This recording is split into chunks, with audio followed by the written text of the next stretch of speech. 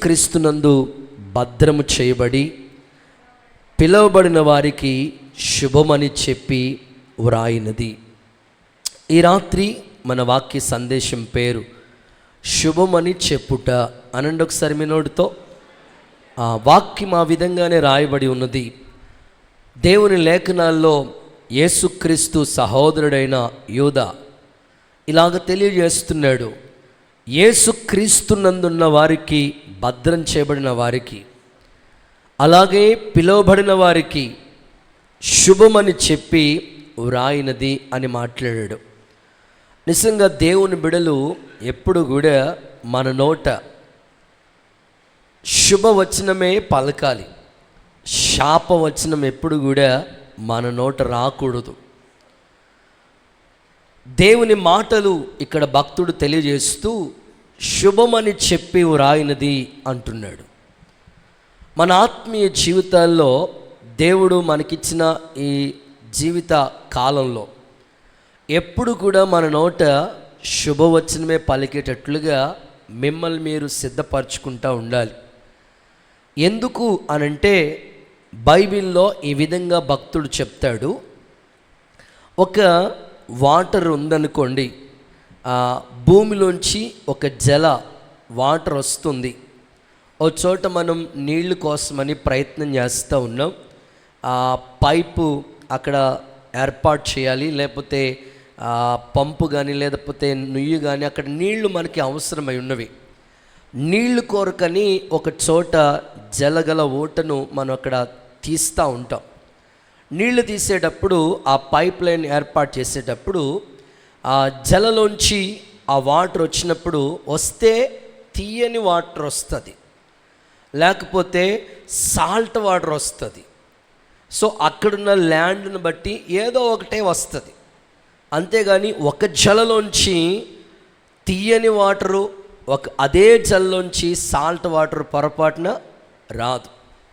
యాకోబు తన పత్రికలు అదే చెప్పాడు. ఒక జలగలిగిన ఒక చోట తీయని వాటర్ వస్తుంది, లేకపోతే చేదు వాటర్ వస్తుంది, సాల్ట్ వాటర్ వస్తుంది. కానీ ఒక జలలోంచే, ఒక నోటిలోంచే ఆశీర్వాద వచనము, ఒక నోటిలోంచే శాప వచనము మీరు పలకకూడదు, ఇది మీకు తగదు అనే మాట యాకోబు గారు తన పత్రికలో రాశాడు. అందుకొరకే ఈ పత్రిక రాస్తూ ఆయన భక్తుడు ఇలా మాట్లాడుతున్నాడు. క్రీస్తునందు భద్రం చేయబడిన మీరు, దేవుని చేత ప్రేమించబడిన మీరు, పిలువబడిన మీకు శుభమని చెప్పి రాయినది అంటున్నాడు. మనం కూడా చాలాసార్లు లెటర్స్ రాసేటప్పుడు, ఒకప్పుడు ఉత్తరాలు రాసేటప్పుడు మేము ఇక్కడ క్షేమమని తలుస్తున్నాం, మీరు అక్కడ క్షేమమని తలుస్తున్నామని రాసేవాళ్ళం. ఖచ్చితంగా మనం శుభవచనాన్ని పలుకుతూ ఉండాలి. మీకు అర్థమయ్యేటట్లుగా కొన్ని మాటలు వాక్యపు వెలుగులోంచి ప్రభు మీతో మాట్లాడి బలపరచునుగాక. మన పెద్దవాళ్ళు చెప్తూ ఉంటారు కదా, ఎవరైనా సరే కొత్త వాళ్ళు వ్యాపారం చేయటానికి, ఉప్పు వ్యాపారం కానీ, ఆ తర్వాత కూరగాయల వ్యాపారం కానీ, తర్వాత ఈ సీవండి సామాన్లు వ్యాపారం చేసేవాళ్ళు ఊర్లో తిరుగుతూ వ్యాపారం చేసుకుంటూ అమ్ముకుంటూ ఉంటారు. ఆ ఊర్లో అడుగు పెట్టేటప్పుడు పెద్దోళ్ళని అడుగుతూ ఉంటారంట, ఈ ఊరు మంచిదేనా బాబు అని అడుగుతూ ఉంటుంటే వాళ్ళు అంటారంట, నీ నోరు మంచిదైతే చెప్పండి, నీ నోరు మంచిదైతే ఈ ఊరు కూడా మంచిదే బాబు అంటారట. నిజమే. మనం ఎప్పుడు కూడా మన నోట శుభవచనాలే పలుకుతూ ఉండాలి. సో డెఫినెట్లీ అది ఏ సిచ్యువేషన్లో ఉన్నా సరే శుభవచనమే పలకాలి. ఇప్పుడు ఎండిపోయిన ఎముకలు కలిగిన లోయలోనికి తీసుకెళ్ళాడు యెహెజ్కేలు ప్రవక్తని. అవన్నీ ఎండిపోయినాయి, వాస్తవంగా చెప్పుకోవాలని డ్రై అయిపోయింది, ఛాన్సెస్ లేవు, అవకాశం లేదు. ఎండిపోయిన ఎముకలు కలిగిన ఆ లోయలోనికి తీసుకెళ్ళి ఇప్పుడు ఆ ఎండిన ఎముకలోనికి జీవం వచ్చునుగా కానీ నువ్వు చెప్పు అంటున్నాడు దేవుడు. ప్రభా, ఈ ఎండిపోయినవి వాటిలో జీవం ఎట్లా వస్తుందయ్యా, చెప్పు అన్నాను కాబట్టి నువ్వు చెప్పడమే. సో వెంటనే యెహెజ్కేలు ప్రవక్త ఎండిపోయిన ఎముకలు కలిగిన ఆ లోయలోనికి జీవం వచ్చునుగాక అని ప్రవచించాడు. ప్రాఫిట్ చెప్పాడు అంతే.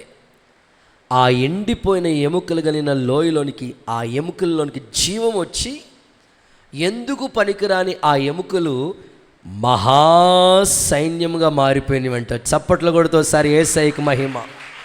అక్కడ చెప్తూ ఈ యొక్క ఎముకలు ఇశ్రాయేలీయులకి గుర్తుగా ఉన్నాయి. వాళ్ళ ఆశలన్నీ నిరాశలుగా మిగిలిపోయినప్పుడు నిన్ను పంపించాను. నీ ఉద్దేశం ఏంటంటే ఆ ఎండిపోయిన చోట కూడా నువ్వు జీవాన్ని పుట్టించేటట్లుగా నీ నోట ఆ ప్రాఫిట్, ఆ వచనం పలికితే చాలు ఆ ఎముకల్లోనికి జీవం వచ్చింది. నిజమే, దేవుడు మనకి వాక్ ఇచ్చాడు. దేవుడు మనకిచ్చిన ఈ వాక్కును బట్టి ఉపయోగకరంగా దాన్ని మనం ఉపయోగిస్తే ఎలాంటి చోటైనా కార్యాలు జరుగుతాయి. ఇంకా మీకు అర్థమయ్యేట్లుగా చెప్పాలంటే, దేవుడు గాడిదకి వాక్ ఇచ్చాడు. ఎవరికి ఇచ్చాడు వాక్కు? గాడిద అసలు మాట్లాడదు వాస్తవంగా. మామూలుగా దానికి లాంగ్వేజ్ మన లాంగ్వేజ్కి చాలా డిఫరెంట్. బాలాకు అనే రాజు ఇశ్రాయిల్ని శపించమని బిలాము దగ్గరికి వచ్చి బతిమాలుతా ఉన్నాడు. ముందు అన్నాడు, నేనేమి శపించను అన్నాడు. సో మరలా మనసు ఏమైపోయిందో తిప్పేసుకుని దేవునికి విరోధంగా బయలుదేరి ఆ ఇశ్రాయిల్ ప్రజల్ని శపించడం కొరకని వెళుతూ ఉన్నాడు గాడిద మీద. వెళుతున్న దారిలో యెహోవా దూత ప్రత్యక్షమై ఖడ్గం పట్టుకుని అడ్డంగా నిలబడిందంట, అంతే. సో వెంటనే గాడిద రూట్ మార్చేసింది, ఆ త్రోవ ఇలా తప్పించింది, పొలంలోకి వెళ్ళిపోతుంది. ఇటుపక్క గోడలా ఉందంట, ద్రాక్ష తోటలోకి వెళ్ళిపోతూ ఉంది గాడిద. వెంటనే బిలాము గాడిదని కొట్టాడు. సో మరలా రెండోసారి కొట్టాడు, చివరికి మూడోసారి కూడా కొట్టాడు. మూడోసారి కొడితే గాడిద మాట్లాడుతుందంట. స్తోత్రం చెప్పండి ఒకసారి. ఏంటి గాడిదేంటి ఈరోజు విచిత్రంగా మాట్లాడుతుందంటే, అప్పుడైనా కొంచెం మైండ్ సెట్ బాగుండాలి కదండి. మనోడు ఆ దినంలో లేనట్టున్నాడు. అస్సలు ఇదిగో మాట్లాడేవాడు చంపేస్తా నేను అంటున్నాడు. ఎవరిని? అసలు కొంచెమైనా సెన్స్ ఉండాలి కదండి. ఏం మాట్లాడుతున్నాడు అసలు? ఎవరితో గాడితో. అప్పుడు గాడిద ఇప్పుడు మాట్లాడుతుంది, నేను నీ దానినైనప్పటిని మొదలుకు, నువ్వు నన్ను కొన్నప్పుడు నుంచి మొదలుకొని ఎప్పుడు నీ మీద తిరగవాడలేదు. నువ్వు చెప్పినట్లే తల వంచుకునే వెళ్ళాను, అన్నీ బాగానే ఉన్నాయి. కానీ నువ్వు రాంగ్ రూట్లో వెళ్ళిపోతున్నప్పుడు దేవుడే ఖడ్గం పట్టుకుని రెడీగా ఉన్నాడు, ఆయన మార్చాడు ఈ రూటు అనంటే, ఇదిగో మాట్లాడాడు చంపేతను అంటున్నాడు. స్తోత్రం చెప్పండి సార్. కొన్నిసార్లు చాలామంది అనవసరంగా వాళ్ళు చేసేది చిన్న మిస్టేక్స్, ఆ కోపం ఇంటి మీద చూపిస్తూ ఉంటారు అన్నమాట. ఆ రోజు చిరాగ్గా ఉంటే ఇంకా భార్యను తన్నేయటమో, పిల్లల్ని తన్నేయటమో, కొట్టేయటమో, ఇష్టం వచ్చినట్లుగా మాట్లాడుతూ ఉంటారు. వెంటనే దేవుడు మాట్లాడతాడు అక్కడ, నేను నీకు విరోధిని అయిపోయాను అని. సో అక్కడ గాడిద వాక్కు, అంటే గాడిదకి దేవుడు ఇచ్చిన ఆ వాక్కు ఒక ప్రవక్తని తప్పించింది, సంరక్షించింది. ఈరోజు నేను అడుగుతున్నాను, ఒక గాడిదే తనకిచ్చిన వాక్కుని అంత అద్భుతంగా ఉపయోగించుకుంటే మీరు గాడిద కంటే శ్రేష్ఠులు. దేవుడికి స్తోత్రం. సో మీకు ఇచ్చిన వాక్కు, మీకు ఇచ్చిన వాక్చాతుర్యం, మీకు ఇచ్చిన టాలెంట్, మీకు ఇచ్చిన మాటలు, ఆ మాట ద్వారా మీకు శుభం కలగాలి, మీ తోటి వాళ్ళకి శుభం కలగాలి. తప్పకుండా ఆ నోటిని మీరు ఖచ్చితంగా ఉపయోగకరంగా మార్చుకుందురుగాక. కొంతమందిని మీరు చూడండి, కొంతమంది నోరు గబ్బు, మున్సిపాలిటీ చెత్త, ఆల్ ఇండియా రేడియో, నేను ఇంక చెప్పక్కర్లేదు. సో వాళ్ళకి ఇచ్చిన నోటు ఎందుకు ఉపయోగం లేకుండా వాళ్ళు అలా చేసుకుంటున్నారు అనిపిస్తూ ఉంటుంది. బైబిల్ అంటుంది, మనం జిహ్వ ఫలం అర్పించాలి. చంటి బిడ్డల యొక్కయు స్తుతుల మూలమున ఒక దుర్గాన్ని నేను స్థాపిస్తానన్నాడు దేవుడు. మీ నోరు పాడాలి, మీ నోరు స్తుతించాలి. అది మీకు ఉపయోగకరంగా శుభం పలికేటట్లుగా ఉండాలి. యేసు నామములో అట్టి కార్యము జరుగునుగాక. ఎవరిదైనా హ్యాపీ బర్త్డే చేసుకుంటున్నారనుకోండి, పుట్టినరోజు చేసుకుంటున్నారనుకోండి, వెంటనే ఏం చెప్తాం? శుభవచనం, హ్యాపీ బర్త్డే టు యూ. అంతేనా? ఇంకేమైనా ఉండదా? సో హ్యాపీ బర్త్డే చెప్తాం, వాళ్ళకి శుభవచనం పలుకుతుంటాం. ఎవరైనా మ్యారేజ్ చేసుకున్నారనుకోండి, ఏమంటాం? Happy married life. నేను కాలేజీ చదువుతున్నాను, ఇంటర్మీడియట్ చదువుతున్నప్పుడు మా పెద్దక్కకి మ్యారేజ్ సెట్ అయింది. అది సరిగ్గా ఆగస్ట్ నెల అనుకుంటా. సో జూలై నెలలో కార్డులు అవి ప్రింట్ చేసి, మా ఇంట్లో ఫస్ట్ క్రిస్టియన్ మ్యారేజ్ మా పెద్దక్కది. ఆ పెళ్లి కార్డులు ప్రింట్ చేసి ఆ పెళ్లి పనులు, ఎందుకు ఇంట్లో ఒక్కడనే మగవాడిని కనుక నాన్నగారు కుటుంబ బాధ్యతలు చూసుకున్న ఈ పెళ్లి కార్డులు ప్రింట్ చేయటం, ఆ పెళ్లికి సంబంధించిన పనులన్నీ కూడా దగ్గరుండి చూసుకోవాల్సిన బాధ్యతలు నాకు ఏర్పడ్డాయి. సో వెంటనే ఆ కార్డులు ప్రింట్ చేసి అవన్నీ రెడీ చేసి సేవకుల చేత ప్రార్థన చేయించి కార్డులు అందరికీ అందిస్తూ ఉన్నమాట. సో నేను కాలేజీ చదువుతున్నాను, అంబాజీపేటలో నేను ఇంటర్మీడియట్ చదువుతున్నప్పుడు ఆ సమయంలో నాతో చదువుకున్న పిల్లలు, స్టూడెంట్స్ కూడా కార్డ్స్ ఇద్దాంలే, నాతో పిల్లలు ఉన్నారు కదా, వాళ్ళు కూడా ఫ్రెండ్స్ కూడా వస్తే బాగుంటుంది, అన్ని జనులైనా వాళ్ళు కూడా ఇన్వైట్ చేద్దామని వాళ్ళు కూడా చెప్పాను. ఆ తర్వాత మాకు పాఠాలు చెప్పిన మాస్టర్ గారు కూడా కార్డు ఇద్దాం, ఇలాగైనా సరే సువార్త వాళ్ళకి అందుతుంది కదా, కనీసం వచ్చి దేవుని మాట వింటే చాలే అనుకుని మాకు 1A 1B మ్యాథ్స్ చెప్తున్న సార్ దగ్గరికి వెళ్ళి ఆ పెళ్లి కార్డు పట్టుకుని వెళ్ళి, సార్ మా పెద్దక్క పెళ్ళండి అని కార్డు అలా ఇచ్చాను.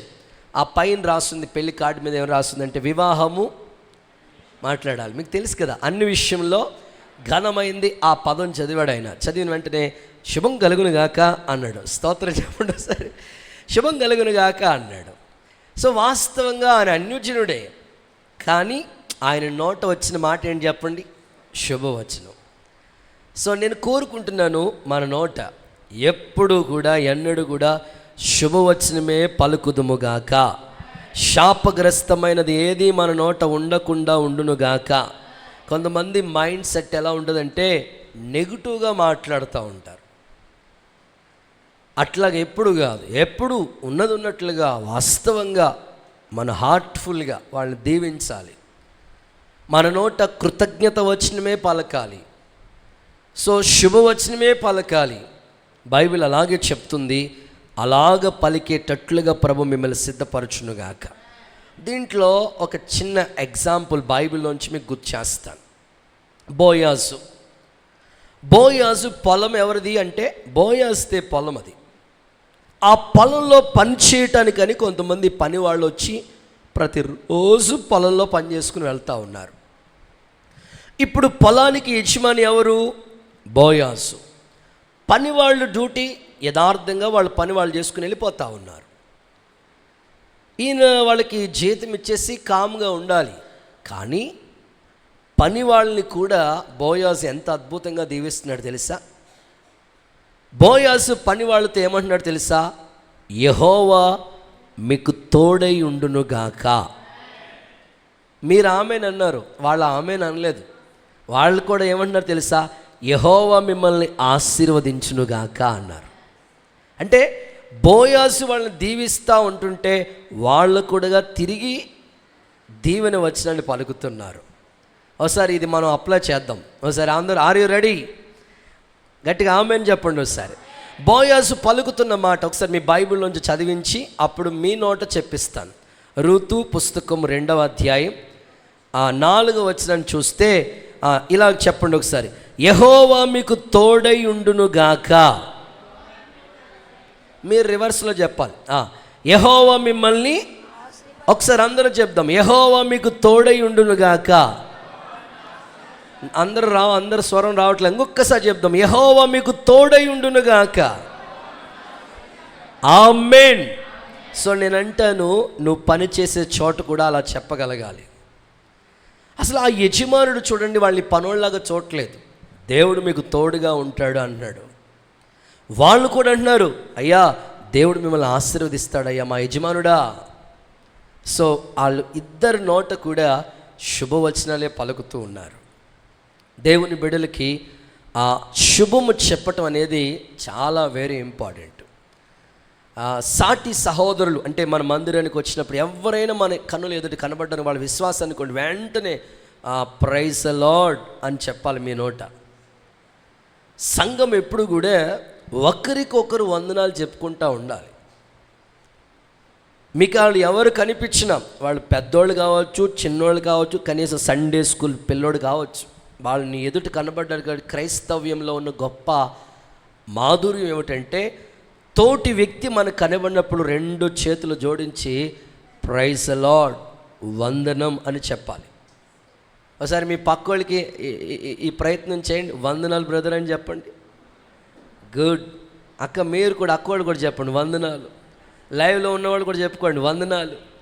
సో ఇది మంచి పద్ధతి క్రైస్తవులకి. ఎప్పుడు కూడా మీరు ఎక్కడ రోడ్డు మీద కనబడినా, కాలేజ్ దగ్గర కనబడినా, షాప్ దగ్గర కనబడినా, కనీసం ధర్మం అది ప్రైజ్ ద లార్డ్, శుభవచనం అది మీరు ఖచ్చితంగా పలకాలి.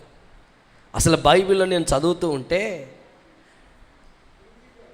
మామగారికి వందనాలు చెప్పాడు మోషే, వాళ్ళ మామయ్యకు వందనాలు చెప్పాడు. మరి అల్లుళ్ళు మీ మామయ్యలకు వందనాలు చెప్తున్నారు లేదో తెలియదు, దేవుడికి స్తోత్రం. మామయ్యకు వందనాలు చెప్పాడు, రిఫరెన్స్లు కూడా అన్ని ఆధారాలతో ఉన్నాయి. వందనాలు మామయ్య అంటున్నాడు. ఆ తర్వాత బైబిల్లో భార్యాభర్తలు ఒకరికొకరు వందనాలు చెప్పుకోవాలి. పొద్దున్నే మీరు నిద్ర లేచిన వెంటనే ఆ భార్య మీ దగ్గరికి టీ లేదా కాఫీ ఏదో పట్టుకుని వచ్చారు, మంచినీళ్ళు తీసుకొచ్చారు, వెంటనే వందనాలు మేడం, దేవుడికి స్తోత్రం, వందనాలు చెప్పుకోవాలి. బైబిల్ పద్ధతి అది. ఒకరికొకరు వందనాలు చెప్పుకోండి. బ్రదర్స్ కనబడ్డారు, వాళ్ళకి వందనాలు చెప్పాలి. సేవకులు కనబడ్డారు, వందనాలు చెప్పాలి. మీ పైన నాయకులుగా ఉన్న సేవకులు వందనాలు చెప్పాలి. ఇది శుభవచనం మన నోట ఎప్పుడు పలుకుతూ ఉండాలి. కొంతమంది అట్లా ఉండరు, వచ్చాం కూర్చున్నాం వెళ్ళి అట్లా ఎప్పుడు మీరు వండుకోండి. ఖచ్చితంగా నాకు అన్నీ చెప్తా వచ్చాడు, అదిగో చూడు నా పెద్ద సిస్టర్ చూడండి అందరికీ వందనాలు చెప్తుందంట. జెస్సిక నాతో చెప్తున్నారు వాళ్ళు, అన్న చర్చిలో అందరికీ వందనాలు చెప్తుందన్న ఈ పాప. అమ్మ వందనాలు చెప్పమ్మా, ప్రైజ్ లార్డ్, అమ్మ సిస్టర్ ప్రైజ్ లార్డ్. అదిగో చూడండి ఎంత రెడీగా ఉందో. సో మనం ఎప్పుడు మన నోట అందరికీ కూడా కనీసం మనం వాళ్ళు ఎవరైనా కావచ్చు, వందనాలండి, మా కోసం ప్రార్థన చేయండి, మీకోసం ప్రార్థన చేస్తాం, అంతే. క్రైస్తవుని నోట శుభవచనం ఎప్పుడు పలుకుతూ ఉండాలి. ఒక గాడిదకి ఇచ్చిన ఆ వాక్కు ఒక ప్రవక్తని కాపాడింది. సో నీకు ఇచ్చిన వాక్కు ద్వారా కూడా నువ్వు శుభవచనం పలికితే గొప్ప కార్యాలు ప్రభు చేస్తాడు. ఈ రాత్రి బైబిల్లోంచి కొన్ని సందర్భాలు, ఎలాంటి సందర్భాలంటే శుభవచనం చెప్పిన కొన్ని సందర్భాలు, ఒక 3 నేను ఎగ్జాంపుల్గా తీసుకున్నాను. శుభవచనం చెప్పిన కొన్ని సందర్భాలు మీ ముందు పెడతాను. వాళ్ళు ఏ సందర్భాల్లో శుభవచనం ఎవరెవరితో చెప్పారో, అక్కడ శుభవచనం చెప్పినప్పుడు ఎలాంటి కార్యాలు జరిగినాయో కొన్ని సందర్భాలని మీకు జ్ఞాపకం చేయడానికి ఇష్టపడుతున్నాను. ఓకే, చదువుదాం. మొదటి సందర్భం, మొదటి మాట లూకా సువార్త 1వ అధ్యాయం 28వ వచనాన్ని చదవగా విందాం. లూకా సువార్త 1వ అధ్యాయం 28వ వాక్య భాగాన్ని చదవగా విందాం. ఆ దూత లోపలికి వచ్చి ఆమెను చూసి దయాప్రాప్తురాలా మరియా నీకు శుభము కలుగునుగాక. ఆమెనండి ఒకసారి, నీకు శుభము కలుగునుగాక. ఇప్పుడు ఈ సందర్భాన్ని మీరు ఇలా నోట్ చేసుకోండి. గాబ్రియేలు దూత మరియతో శుభమని చెప్పుట. గాబ్రియేలు దూత మరియతో శుభమని చెప్పిన సందర్భాన్ని మీకు జ్ఞాపకం చేస్తున్నాను. నిజం, నజరేతు అనే ప్రాంతంలో దేవుడు మరియమ్మ గారిని ఏర్పాటు చేసుకున్న విధానం చాలా గొప్పది. ఎంతోమంది స్త్రీలు ఉండగా దేవుడు మరియను ఏర్పాటు చేసుకోవటం, అన్ని తరాలకి ఆమెను ధన్యురాలుగా చేయటం. ఒకరోజు దయాప్రాప్తురాల మరియా నీకు శుభమని దేవదూత గాబ్రియేలు దూత ప్రత్యక్షమై, ప్రభు నీకు తోడై ఉన్నాడు, నీవు పరిశుద్ధాత్మ వలన గర్భవతి కుమారుని కంటావు, ఆయనకి ఇమ్మానుయేలని పేరు పెడతావు. ఆయనే తన ప్రజల పాపము నుండి రక్షిస్తాడు. ఆ శిశువు ఎదిగి పవిత్రుడై అనేకులకి ఆ సాక్షిగా నిలబెడతాడు. ఎన్నో మాటలు దేవదూత మరియతో చెప్పింది. వెంటనే ఆ శుభవచనం విన్న వెంటనే మరియమ్మ బయలుదేరి ఎలిజబెత్ దగ్గరికి వెళుతుంది. ఎలిజబెత్ దగ్గరికి వెళుతూ ఎలిజబెత్కి వెంటనే ఆ ఎలిజబెత్ దగ్గరికి వెళ్ళిన వెంటనే వందనాలని చెప్పిందంట. అప్పటికే ఎలిజబెత్ ప్రెగ్నెంట్తో ఉంది, 6వ నెల.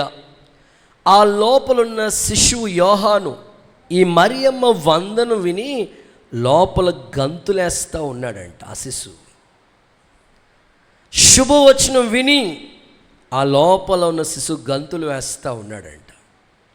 ఈరోజు ఈ సందర్భం నిజంగా ఇది మనకు అన్వయించుకుందాం.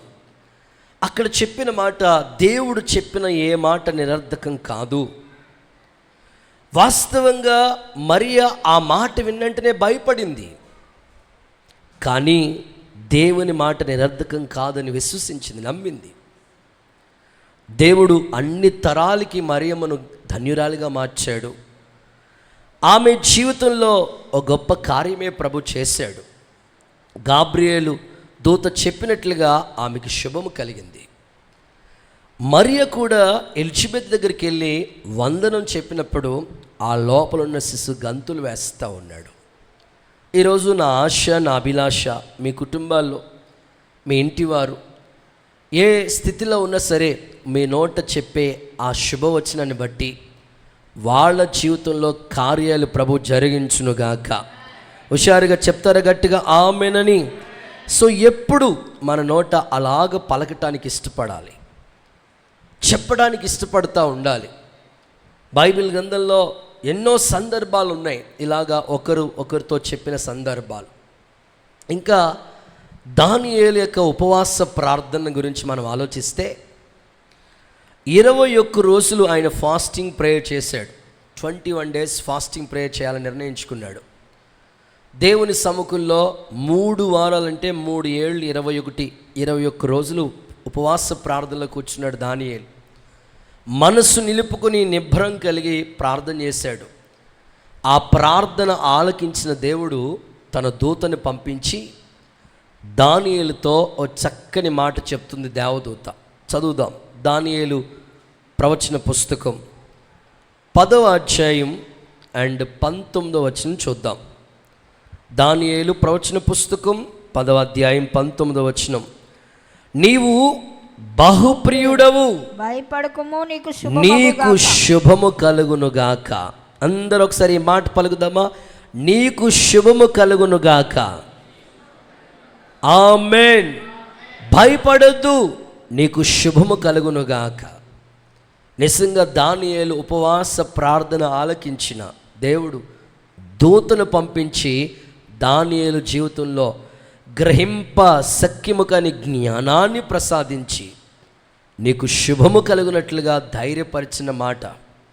ఈరోజు ఇక్కడ కూర్చుని ఎంతమంది ఉపవాస ప్రార్థనలు చేస్తున్నారో, ఇంటి దగ్గర ఉండి ఉపవాసాలు చేస్తున్నారో, ఒకవేళ ఈ 40 రోజుల ప్రార్థనలో అయ్యో అనుకోలేదు, కనీసం 21 రోజులైనా చేద్దామని అనుకున్నారో వాళ్ళందరి పక్షమందు నేను చెప్తున్నాను, మీ ఉపవాస ప్రార్థనలు దేవుని సన్నిధికి చేరి మీకు శుభము కలిగేటట్లుగా నా దేవుడు కార్యాలు ప్రారంభించునుగాక.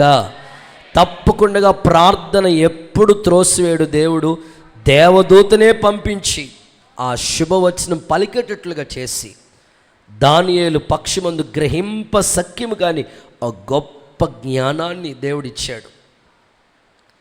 చక్కని కృపను అనుగ్రహించాడు.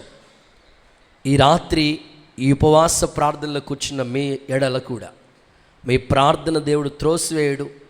ఆ రోజు దేవదూతని పంపించి శుభము కలుగునుగాక ఎట్లాగ పలికారో నీ జీవితంలో కూడా నీ ప్రార్థన దేవుని సన్నిధికి చేరుతుంది, సమాధానం దొరుకుతుంది.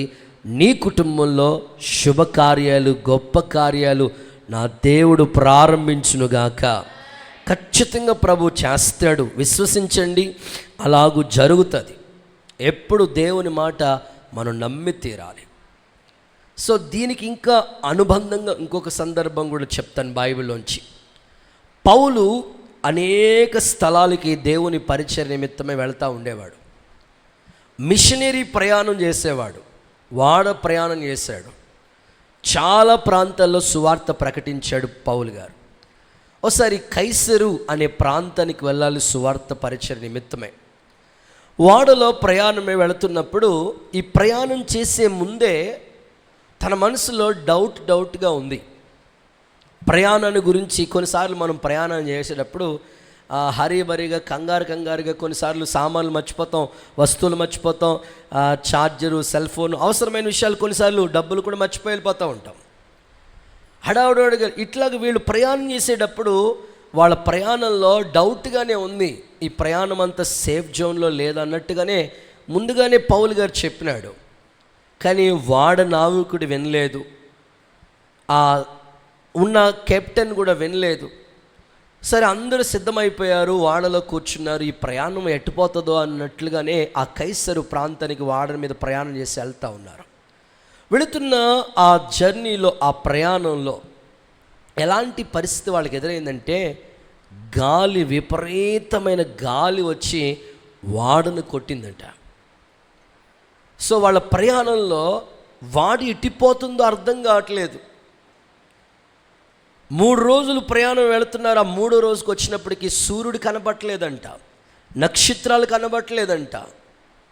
వాడ గమ్యానికి చేరుకుంటుందో లేదు అనే ఆ ప్రాణాలతో ఆ చివరి వరకు వెళ్తామనే ఆశలు కూడా లేవంట వాళ్ళకి. ఇంచుమించు ఆ వాడలో 276 మంది ప్రయాణం వెళుతున్నారు. వాళ్ళ భోజనం చేసి 14 రోజులు అవుతుందంట. ఆ వాడ ప్రయాణంలో వాడలో ఉన్న వస్తువులన్నీ విసిరేస్తూ ఉన్నారు. ఎందుకంటే గమ్యానికి చేరుకుంటాం లేదో గాలి, విపరీతమైన ప్రతికూలమైన పరిస్థితులు వాళ్ళకి ఎదురైనవి. ప్రాణాలతో మేము వెళ్తామో లేదన్నంతగా డౌట్ పడిపోతున్నారు. ఆ వాడలో పౌలు ఉన్నాడు.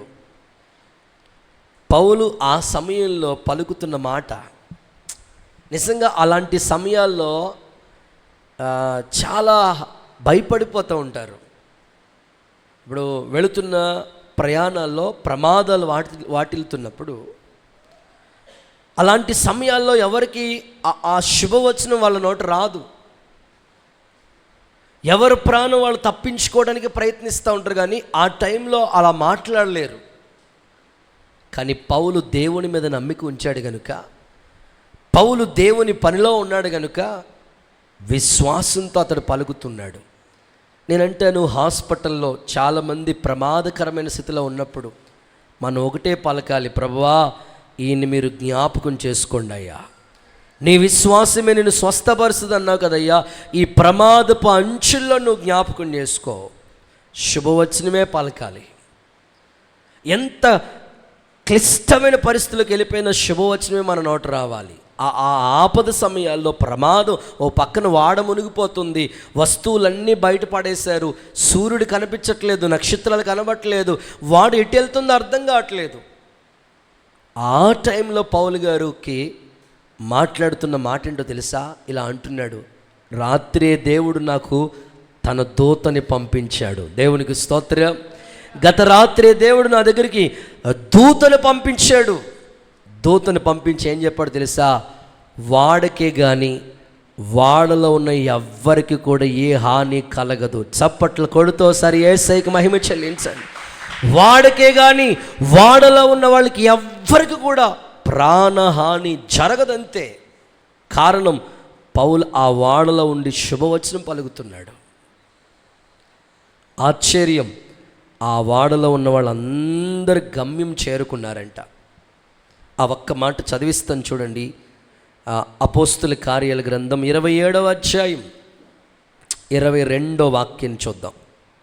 ధైర్యం తెచ్చుకున్నాడని మిమ్మల్ని వేడుకొంచున్నాను. ఓకే, వాడకే గాని మీలో ఎవరి ప్రాణమునకును, మీలో ఎవ్వరి ప్రాణానికి హాని కలగదు. అబ్బా, ఎంత చక్కని మాట. ఒకసారి అందరూ చెప్దాం, మీలో ఎవ్వరి ప్రాణానికి హాని కలగదు అనండి. మీ పక్కోళ్ళకి ఇచ్చి షేక్ అండ్ ఇచ్చి ఆ పదం చెప్పండి, మీలో ఎవరి ప్రాణమునకు హాని కలగదు. ఆమేన్. విశ్వాసంతో పలకండి ఈ మాట. కొన్నిసార్లు ప్రమాదపు అంచుల్లోకి వెళ్ళిపోతూ ఉంటారు. విశ్వాసంతోనే మనం పలకాలి. వాడ మునిగిపోతుంది, వస్తువులన్నీ కోల్పోయినవి. మీ ఇంట్లో కూడా కొన్ని ప్రతికూలమైన సమస్యలు ఎదుర్కొంటారు మీరు. ఆ టైంలో కూడా మీ నోట విశ్వాసపు పలుకు రావాలి. ఏ హాని చేయుడు దేవుడు, ఏది ఎంత మాత్రం నీకు హాని చేయదు. సాతాన్ని శీఘ్రంగా మీ కాళ్ళ క్రింద చితకదొక్కనని ప్రభు మాటిచ్చాడు. విశ్వాసంతో మీ నోట ఈ పలుకు రావాలి. గాలి వాన అది శోధనలకి సాదృశ్యంగా ఉంది. సాతానుగాడు సుడిగాలి రేపుతూ ఉంటాడు. మన విశ్వాస ప్రయాణంలో మన వాడ విశ్వాసనావ పయనించు సమయాన ప్రభు సాతాను సుడిగాలి రేపగా నా ఎదుటే నిలిచేవనా ప్రభు. కొన్నిసార్లు సాతానుగాడు మన ఎదుట సుడిగాలి లాంటి సమస్యలు. నీ నోట విశ్వాసపు పలుకు. నీకు దేవుడు ఎప్పుడు ఎన్నడూ హాని చేయడు. నువ్వు ఏ బలహీనతతో ఎంత అనారోగ్యంతో బాధపడినా ఏ హాని దేవుడు నీకు చేయడు. విశ్వాసంతో పలుకు, కార్యాలు ప్రభు జరిగించునుగాక. మన పిల్లల విషయంలో కూడా మనం ఈ పలుకు పలకాలి. హాస్పిటల్లోకి వెళుతున్నప్పుడు కొన్ని సమస్యలు మనకు ఎదురవుతున్నప్పుడు నా దేవుడు నా బిడ్డలకి ఏ హాని చేయడు. ఓ సందర్భం చెప్తాను, మీకు బాగా అర్థమవుతుంది. చేతుల పైకెత్తి ఒకసారి హల్లెలూయా అని చెప్పండి. మేము సేవకు వచ్చిన కొత్తది అపార్ట్మెంట్లో మన సంఘ బిడ్డలు వాచ్మెన్గా పనిచేస్తూ ఉండేవారు ఎర్రొంతుని దగ్గర.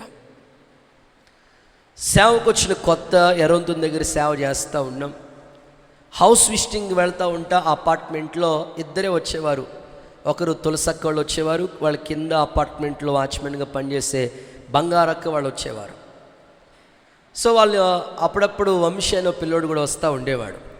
సో మేము విజిటింగ్కి వెళ్ళి ఆ అపార్ట్మెంట్లో కొన్ని కుటుంబాలని ప్రార్థన చేసి వస్తూ ఉండేవాళ్ళం. ఓ రోజు ప్రార్థనకి వెళ్ళి వేరే చోట మీటింగ్కి వెళ్ళి ప్రార్థన కూటాన్ని ముగించుకుని తిరిగి వచ్చినప్పటికి మేము సాధారణంగా ప్రార్థనకి వెళ్ళి త్వరగా 9-10 గంటలకల్లా ముగించేసుకుని అక్కడి నుంచి తిరిగి ప్రయాణం మళ్ళీ ఇక్కడికి వచ్చినప్పటికి 12-1 గంట లేట్ అవుతుంటుంది కొన్ని దూర ప్రాంతాలకు వెళ్ళినప్పుడు. సరిగ్గా మేము 11:30-12 అవుతూ ఉంది. ఎర్రొంతుని దగ్గర ఉండేవాళ్ళం. అక్కడికి కరెక్ట్గా ప్రార్థన ముగించుకుని వచ్చాను. సో ఎర్రొంతుని దగ్గర రెడ్ బ్రిడ్జ్ దగ్గరికి వచ్చినప్పటికీ ఫోన్ చేసి ఆ ఫోన్లో ఏడుస్తూ ఉంది ఆ తల్లి, బంగారనక్క ఏడుస్తూ ఉంది. అనియో పిల్లోడు కనపట్లేదు అనియో, ఏదో అయిపోయాడు అనియో అని ఏడ్చేస్తుంది. ఏ టైం అది? అర్ధరాత్రి 12 గంటల సమయం. సరే ఇప్పుడే నేను మీటింగ్ నుంచి వచ్చానమ్మా, అన్ని వాళ్ళు పంపిస్తాను, బ్రదర్స్ ఉన్నారు, అప్పుడు కిరణ్ అన్న వీళ్ళందరూ అక్కడ చదువుకునేవాళ్ళు అన్నమాట. సరేనని వాళ్ళని పంపించాను. వాళ్ళు వెతుకుతూ ఉన్నారు. ఎక్కడ వెతికిన వాడు దొరకట్లేదు. 11:12 టైం అట దొరకట్లేదు. వాడు ఎంత వెతికినా దొరకట్లేదు. కురపక్క కూడా స్కూటీ వేసుకుని వెళ్ళింది. నేను కూడా వెళ్ళాను. స్తోత్రం చెప్పండి సార్. ఎందుకంటే మన సంఘ బిడ్డలు ఎవరికి ఏ ఆపద కలిగినా అది మనదే కదా అని భావించి ఆ కన్నీళ్లతో బాధపడుతూ ఉన్నారు వాళ్ళు. ఒక్కగానొక పిల్లోడు అండి, ఒకే పిల్లోడు ఆ తల్లికి. ఇంకా ఆడపిల్లలు ఎవరు లేవు, ఒకే పిల్లోడు. వాడు చదువుకునే వయసు maybe 5th class 6th class చదువుకున్నాడు. ఆడు అపార్ట్మెంట్లో అన్ని ఫ్లాట్లు తిరిగేసింది. ఎక్కడ తిరిగినా సరే కనపట్టలేదు. అన్నయ్యో ఏదో అయిపోయింది అన్నయ్య, ఎవరో కిడ్నాప్ అమ్మా నువ్వు ఎందుకు అడుగుతుంటావు? కిడ్నాప్ చేశారనే మాట నీ నోట రాకూడదు.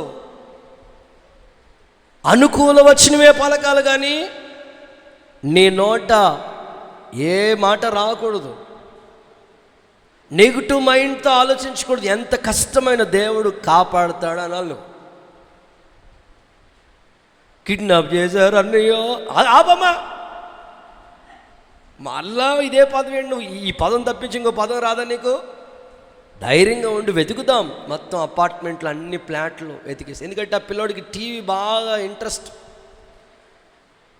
అలా స్కూల్ నుంచి వచ్చాడంటే పుస్తకాలు అలాడేసాడంటే పైకి వెళ్ళిపోతాడు అపార్ట్మెంట్లోకి, ఎవరో ఒకరు టీవీ దగ్గర కూర్చుంటాడు. అన్ని దగ్గర ఎతికారు, ఎక్కడా దొరకట్లేదు. రాలేదండి. సరే అని ఈ అపార్ట్మెంట్లో పనిచేసే ముందు వాళ్ళు ఈ జిమ్ ఉంది కదా, జిమ్ దగ్గరలో అక్కడ సాయిబాబా టెంపుల్ ఉంది, అక్కడ ఈ వరలు తయారు చేస్తుంటారు, స్తంభాలు, నూతికి సంబంధించిన వరలు తయారు చేస్తుంటారు. అక్కడ చిన్న పాకులు అద్దుకుండేది అనమాట. అక్కడికి గిని వెళ్ళిపోయాడేమో, అక్కడ ఫ్రెండ్ సర్కిల్ ఉంటారు కదండి, అక్కడికి గిని వెళ్ళిపోయాడేమో, అక్కడి దాకా వెళ్ళిపోయినప్పటికీ వాళ్ళు అక్కడ అంతా ఎతికేస్తున్నారు, ఎక్కడ దొరకట్లేదు. అక్కడ ఒక నుయ్యి ఉంది, అక్కడికి వెళ్ళిపోయి నువ్వు దగ్గర నూతి నెట్టుకుని ఇందులోకి వెళ్ళిపోయాడు రా బాబో అంటుంది. అమ్మ నువ్వు అసలు అలా అనకూడదు తల్లి, బంగారు తల్లి అంటే. ఇంకా నూతిని వరణ పట్టుకుని ఏడిపోయి గోలా అట్లా అనకూడదు తల్లి, బంగారు తల్లి. ఆ పేరే గోల్డ్ అని పెట్టుకున్నావు, ఏంటమ్మా నువ్వు అట్లా ఏడుస్తూ ఉంటావు అంటే, మేము మనసులో స్తుతిస్తూ ఉన్నాం. ఒకటే, ఏ కష్టం వచ్చినా, ఇప్పుడు ఎరుకో గోడలు అడ్డొచ్చిన వాళ్ళు ఏం చేశారు చెప్పండి? వారి నోట స్తుతి, నీ నోట ఎప్పుడు కూడా స్తుతి చెప్తూ ఉండాలి. పౌలు శీలను తీసుకెళ్ళి జైల్లో పడేసారు. ఆ బంధకాల్లో ఏమండి, కాళ్ళు చేతులకు కట్టేసి ఆ బంధకాల్లో గాయాలతో ఉన్న జైల్లో వాళ్ళ నోట ఎట్లా స్తుతి వచ్చిందండి? అందుకే శ్రమ కలుగుతుందని మీరు మీ నోట ఎట్లా పడితే అట్లా అనకూడదు, స్తుతించాలి. మేము మా నోట్లో స్తుతి చెప్తున్నాం. ప్రభా నువ్వు ఆ పిల్లోడిని మా కన్నుల ఎదుటి తీసుకొస్తున్నందుకు స్తోత్రం, ఒక్కగానొక పిల్లోడి అద్భుతం చేయాలి. నువ్వు మనసులో స్తుతిస్తున్నా, ఓ పక్కన ఆవిడని ధైర్యపరుస్తున్నావు. ఆ వర పట్టుకుని రాదే, అక్కడేముండిపోతుంది, దొల్లేస్తుంది. ఎంత మామూలుగా కాదు అసలు. సరే నేను నా నోట స్తుతి వినబడుతూ ఉంది, స్తుతిస్తూ ఉన్నప్పుడు ఇటు తిరిగి చూస్తూ ఉంటుంటే ఎర్రొంత నుంచి డౌన్కి లెఫ్ట్ రైట్ అని వస్తూ ఉన్నాడు. నడుచుకుంటూ అక్కడే వస్తున్నాడు, లెఫ్ట్ రైట్ అని వస్తున్నాడు. అమ్మాయి దొరికాడు రాని పట్టుకుని, ఒరే ఎక్కడికి వెళ్ళేవారంటే, సెకండ్ షోకి వెళ్ళొస్తున్నాను అన్నాడు. స్తోత్రం అంటే వాళ్ళ అమ్మ ఆడు వదిలేసింది, పట్టించుకోలేదు అసలు. టీవీలకి అలవాటు పడిపోయినాడు, సినిమా హాల్లోకి వెళ్ళి సెకండ్ షో చూసి ఎవరి దగ్గర ఎర్రొంత దగ్గర దిగి వస్తున్నాడు. దేవుడు వాడిని వచ్చినట్టు అలా పట్టుకుని తీసుకుని వెళ్ళి కూర్చోబెట్టి కౌన్సిలింగ్ ఇచ్చి మాకాళ్ళు వేసి పశ్చాత్తాప ప్రార్థన చేపించి, బాప్తిస్మం ఇవ్వలేదులే, ప్రార్థన చేసి వచ్చేసాం. స్తోత్రం చెప్పండి సార్. నేను ఎందుకు ఈ మాటలు చెప్తున్నానంటే, కొన్నిసార్లు ఆ పిల్లోడు తప్పిపోవటం అనేది ఒక అపాయం, ఒక హానికరమైన సంఘటన. మన పిల్లలకి ఏదో బలహీనతలు వస్తూ ఉంటాయి, ఎన్నో సమస్యలు మనకు వస్తుంటాయి. స్కూల్కి వెళ్ళేటప్పుడు రకరకాల పరిస్థితులు. మీ నోట వాళ్ళని పంపించేటప్పుడు స్తోత్రం చెప్పి ప్రార్థించి పంపించు. తిరిగి వచ్చిన తర్వాత ప్రార్థన చేసి నీ నోట కృతజ్ఞత వచనం పలకాలి. నువ్వు మేలు చేసినందుకు వందనాలయ్యా, తప్పించినందుకు వందనాలయ్యా, సన్నిధిని తోడుగా పంపించినందుకు స్తోత్రాలయ్యా, మా ప్రయాణంలో క్షేమం ఇచ్చినందుకు స్తోత్రమయ్యా. ఈ వచనమే నువ్వు పలకాలి. నీ పిల్లలని కూడా ప్రార్థన చేసి స్తుతి చెప్పని చెప్పాలి, ప్రైజ్ లార్డ్ అని చెప్పు, స్తోత్రం అని చెప్పనాలి. సో దేవుడు మన కుటుంబానికి, మన ఇంటికి, ప్రత్యేకంగా మన పిల్లలకి ఏ హాని కలగకుండా, వాడికే కానీ ప్రాణానికే కానీ ఏ హాని కలగకుండా కాపాడునుగాక. ఆ వాడ కాపాడబడింది, ఆ వాడలో ఉన్న ప్రజలు కాపాడబడ్డారు, కైసరు ప్రాంతానికి చేరుకున్నారు. ఈ రాత్రి మీరు విశ్వసించండి, మీ నోట పలికే మాటే ఆ ప్రమాదపు అంచుల్లో వాడ కాపాడబట్టడానికి పౌలు నోట పలికిన మాటే కదా. ఈరోజు నీ నోటిలో, మీరు ఉద్యోగం చేసే స్థలాల్లో, మీరు పనిచేసే స్థలాల్లో కొన్ని ప్రమాదపు సంఘటనలు అనుకోకుండా జరుగుతున్నప్పుడు మీ నోట ఎప్పుడు స్తుతియే. మీ ప్రయాణాలు చేస్తూ ఉన్నా, మీరు జర్నీలు చేస్తున్న మీ నోట స్తుతియే వినబడతా ఉండాలి.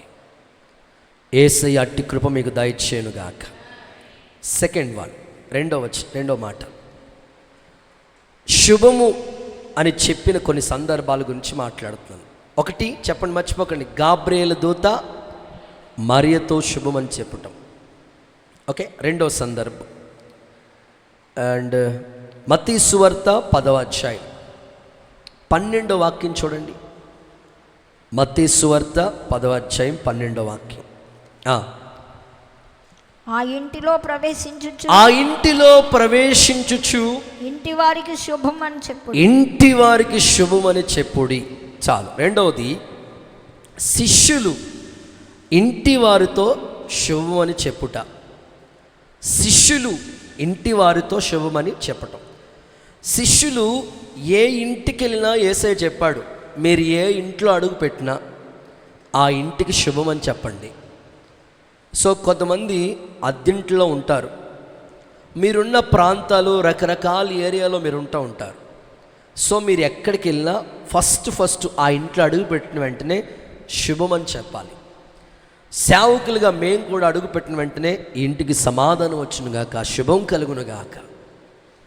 ఖచ్చితంగా అలాగ చెప్పమని ప్రభువే చెప్పాడు. ఒకేలా మీరు ఆ ఇంటిలో మిమ్మల్ని వాళ్ళు చేర్చుకోలేదనుకోండి, మీరు చెప్పిన శుభవచనం తిరిగి మీతోనే వచ్చేస్తుంది. ఆ ఇంటి పరిస్థితి, ఆ ప్రాంత పరిస్థితి ఎట్లా ఉంటుందంటే సొదొమ గొమొర్రా పట్టణం కంటే దారుణంగా ఉంటుందని ప్రభు చెప్పాడు ఆ అధ్యాయంలో. అందుకని మనం ఏ ఇంట్లో అడుగు పెట్టినా, అది మనం ఉంటున్న ఇల్లు ఓనర్స్ ఎట్లాంటి వాళ్ళైనా కావచ్చు, మనం ఉన్నాం కాబట్టి దేవుని బిడలుగా మనం అక్కడ దైవ సన్నిధి ఒబేదేదేమి ఇంట్లో మందసం ఉన్నట్లు మన ఇంట్లో ఎప్పుడు దైవ సన్నిధి ఉంటుంది కనుక అక్కడ ఎప్పుడు కూడా నీతిమంతుల గుడారాల్లో రక్షణకు వచ్చిన సునాదం వినబడినట్లుగా శుభమనే పలకాలి. శిష్యులతో అది ప్రత్యేకంగా దేవుడు చెప్పాడు, మీరు ఆ ఇంటికి శుభమని చెప్పండి అన్నాడు. సేవకులుగా నేను కూడా చాలామంది గృహాలకి నన్ను పిలుస్తూ ఉంటారు, అయ్యగారు ఒక్కసారి మీరు అలా అడుగెట్టించిన ప్రార్థన చేసి వచ్చేయండి, అయ్యగారు అలా ఒక్కసారి రండి అయ్యా, చిన్నగా భోజనం చేసి వెళ్ళండి, టిఫిన్ చేశారు, ఇలా పిలుస్తూ ఉంటారు. వాళ్ళ ఇంట్లో ఏ కార్యక్రమాలు ఉన్నా వెళుతూ ఉంటారు. వెళ్ళిన ప్రతి కుటుంబంలో కూడా ఖచ్చితంగా ఈ ఇంటికి క్షేమం కలగాలి, శుభం కలగాలి, దీవెన కలగాలి, స్వస్థత కలగాలి, నెమ్మది కలగాలని ప్రార్థించి వస్తూ ఉంటాం. వెళ్ళిన ప్రతి కుటుంబాల్లో కార్యాలు ప్రభు చేస్తూ వచ్చాడు. కొన్ని గృహాల్లో సంతాన లేమితో అడుగుపెట్టిన కుటుంబాల్లోకి వెళితే సంతాన ప్రాప్తి కలిగేటట్లుగా ప్రభు చేశాడు. ఒకప్పుడు వాళ్ళకి గర్భఫలం లేని కుటుంబాలే ఆ ఇంట్లో దైవజనులుగా అడుగు పెట్టడం, ఆ ఇంటిలో శుభవచనం పలకటం, అద్భుత కార్యం ప్రభు చేసి ఆ వచనం, ఆ పలుకు దేవుడు అంగీకరించి వాళ్ళకి సంతాన ప్రాప్తి కలుగు చేశాడు. కొంతమంది వివాహాలు కాలేని కుటుంబాల్లో అడుగుపెట్టినప్పుడు కార్యాలు ప్రభు చేశాడు. అద్దింట్లో ఉన్నవాళ్ళు ఆ ఇంట్లోకి వెళ్ళి ప్రార్థన చేయగా సొంత గృహాలు కొనుక్కున్నారు, కట్టుకున్నారు. ఉద్యోగాలు లేకుండా ఆ ఇంట్లో ఉన్న వాళ్ళకి ప్రార్థించగా మంచి ఉద్యోగాలు దేవుడు ఇచ్చాడు. సేవకులుగా అనేక సందర్భాలు, శిష్యులుగా మా బాధ్యత ఏ ఇంటిలో అడుగు పెట్టినా ఆ ఇంటికి శుభము కలుగునుగాక. హుషారుగా చెప్పండి, ఆమేనని చెప్పండి, విశ్వాసంతో చెప్పండి. అయితే మరి మీరు ఇంట్లో ఉంటున్నారు కనుక మేము ఎప్పుడో ఒకసారి, నెలలో ఒకసారో లేకపోతే 2 నెలలకు ఒకసారో అనుకూల సమయాన్ని బట్టి మీ ఇండ్లకి ప్రార్థన చేయడానికి వస్తూ ఉంటాం. సో తరచుగా మీరు ఉండేది ఎక్కువ శాతం మీరే కాబట్టి మీరు ఎక్కువగా మీరు ఇండ్లలో దీవెన వచనం పలుకుతూ ఉండాలి. మీ కుటుంబాల్లో భర్తని దీవించండి, భార్యను దీవించండి, పిల్లల్ని దీవించండి. మీ ఇండ్లలో దీవెన వచనం పలకాలి. ఎందుకో తెలుసా? బైబిల్లో ఒక వచనం చదివిస్తాను మీకు, చూడండి. ద్వితీయోపదేశ కాండం 27వ అధ్యాయం 12-13 వచనాలు చూడండి. అక్కడ 2 గుంపులు ఉన్నాయి. ఒక బ్యాచ్ ఏమో రూబేను, ఒక గ్రూపు, ఒక గోత్రం ప్రజలు ఏమంటున్నారు తెలుసా? స్పష్టంగా గట్టిగా చదువుదాం. గాదు, ఆషేరు, జెబూలూను, దాను, నఫ్తాలి గోత్రముల వారు, బెన్యామీను గోత్రాల వారు శాపవచనాలు పలుకుటకై 27-12 వచనం చూస్తే బెన్యామీను గోత్రం వాళ్ళు ప్రజలను గుచ్చి దీవెన వచనం పలుకుటానికి గెరీజీము కొండ మీద నిలిచారు. 13వ వచనం, నఫ్తాలి గోత్రం వాళ్ళు శాపవచనాన్ని పలకటానికి ఏబాలు కొండ మీద నిలిచారు. రెండు గుంపులు ఉన్నాయి. ఒకటేమో బెన్యామీను గోత్రం, ఇంకోటేమో రూబేను గోత్రం. బెన్యామీను గోత్రం వాళ్ళేమో దీవెన వచనం పలుకుతున్నారు. రూబేను, నఫ్తాలి ఈ బ్యాచ్ ఏమో శాపవచనాలు పలుకుతున్నారు. ఈరోజు నేను మిమ్మల్ని అడుగుతున్నాను, మీ ఇంట్లో మీరు ఏ వచనం పలుకుతున్నారు? వాస్తవంగా వాళ్ళందరూ ఒక తండ్రి బిడ్డలే, యాకోబు పిల్లలే వాళ్ళు. ఒక బ్యాచ్ ఏమో దీవెన వచనం, మరొక బ్యాచ్ ఏమో శాపవచనం. కొన్నిసార్లు భార్య భర్తలు కుటుంబాల్లో చూస్తూ ఉంటుంటే ఎంత బాధ కలుగుతూ ఉంటుందంటే, ఒకరినొకరు హత్తుకుని ఉండమని వాక్యం చెప్తా ఉంది. హత్తుకోవాల్సిన వాళ్ళు తిట్టుకుంటూ ఉన్నారు. స్తోత్రం చెప్పండి. ఎంత విచిత్రంగా అంటే కొన్నిసార్లు సాక్ష్యం కూడా చెప్తూ ఉంటారు. ఏమని సాక్ష్యం చెప్తారంటే, నా భర్త చాలా భయంకరంగా తిట్టాడు, నేనేమనలేదు, ఏమనలేదు, సేమ్ టు యూ అన్నాను అంతే.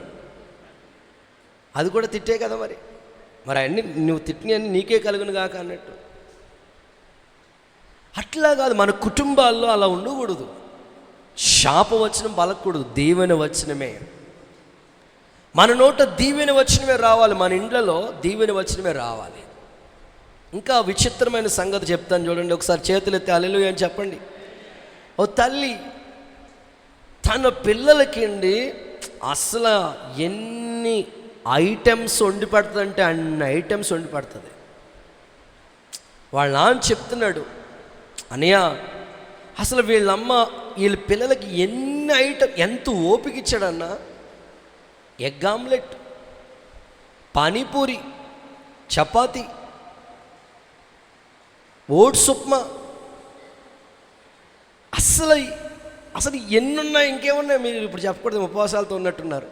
గారెలు, బూర్లు, పకోడీ, ఈ వర్షం వస్తే జొన్నపొత్తులు, అస్సలు ఎన్నంటే అన్నీ వండి పెడుతుందంట. వాళ్ళు ఏం అడుగుతాయి వండి పెడుతుందంట.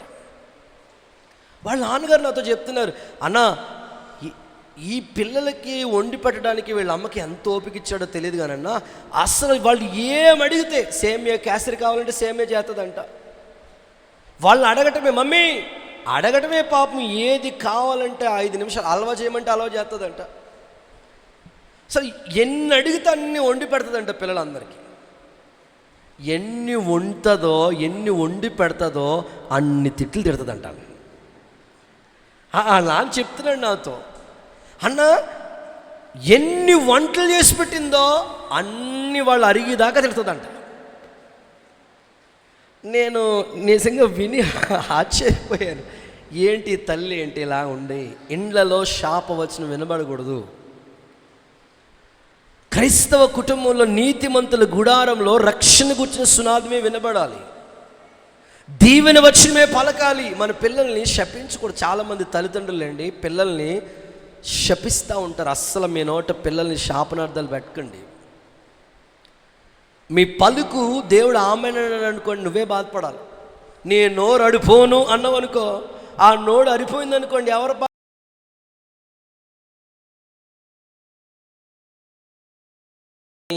ఆ ఉద్రేకాల్లో, ఆవేశాల్లో మీ నోటిని జారపోతుంది.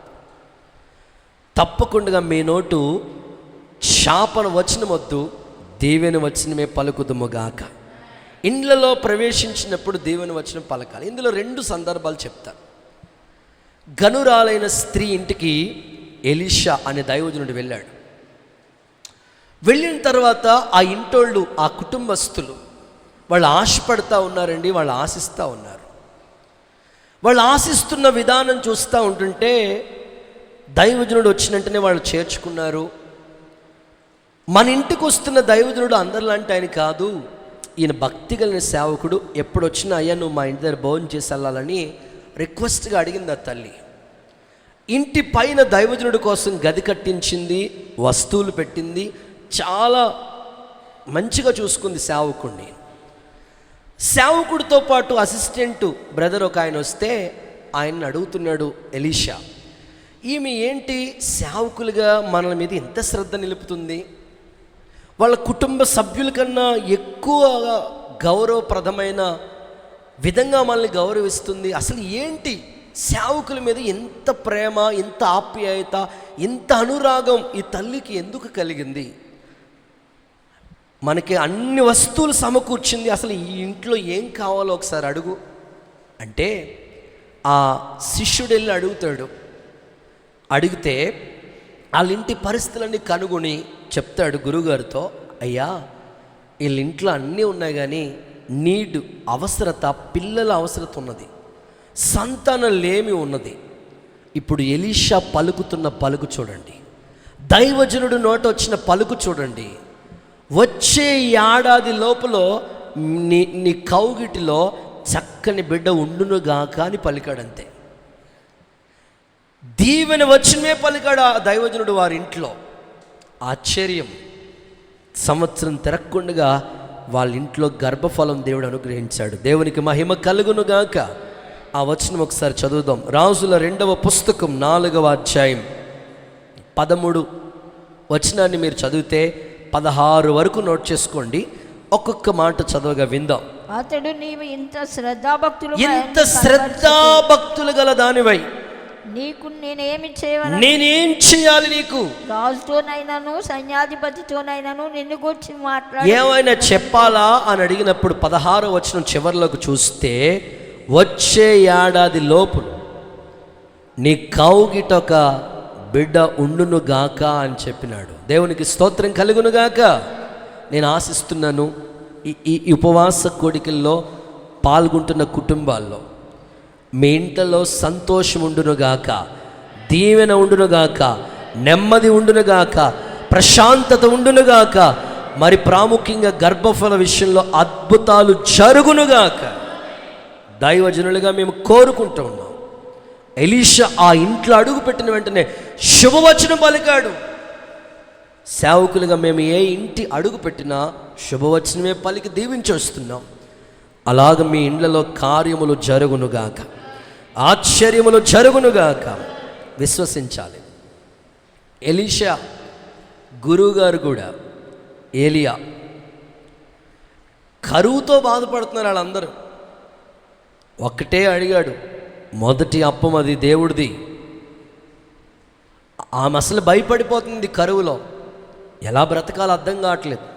ఒక్క మాట చెప్పాడంతే, దీవెన వచ్చిన ఇది మొదటి అర్పణ దేవుడిది. అంతే, అర్పించింది. ఏలియా చెప్పినట్లు చేసిందంట ఆమె. ఆ మాట అంగీకరించిన దేవుడు ఆ ఇంట్లో 3.5 సంవత్సరాల కరువు లేకుండా సమృద్ధినిచ్చాడండి. అసలు దైవజనుడు మాటకి దేవుడు ఎంత వాల్యూ ఇచ్చాడో చూడండి. సో సేవకులుగా మేము ఇంట్లో అడుగుపెట్టిన తర్వాత మేము కోరుకునేది ఒకటే, మీ ఇంటికి శుభం కలగాలి, దీవెన కలగాలి, సమృద్ధి కలగాలి. ఈ ఉపవాస కూటాల ముఖ్య ఉద్దేశం అదే. మీ ఇంటికి ఆ కలిగిన అంతటికి క్షేమం కలగాలి. దావీదు ఉన్నాడు, తన పని వాళ్ళని పంపించాడు నాబాల్ దగ్గరికి. నాబాల్ ఎలాంటోడు తెలుసా? మోటోడు, మొండోడు, ఎవ్వడు మాట విండు అసలు. అలాంటి వాడితో కూడా ఏమని పలికిస్తున్నాడు తెలుసా? ఆ భాగ్యవంతునితో ఇలా చెప్పన్నాడు. ఏమని చెప్పమన్నాడు? సమూయేలు మొదటి పుస్తకం 25వ అధ్యాయం 6వ వచనంలో ఏమని చెప్పాడు తెలుసా? నీకును నీ ఇంటికి నీకు కలిగిన అంతటికి క్షేమము కలుగునుగాక. ఒక్కసారి అందరూ చప్పట్లు కొడుతూ యేసయ్యకు మహిమ చెల్లించండి. నీ ఇంటికి నీకు కలిగిన అంతటికి దేవుడు క్షేమం ఇస్తాడు. నువ్వు అదే ప్రార్థన చేసుకోవాలి, ప్రభువా మా ఇంటికి క్షేమం కలగాలి.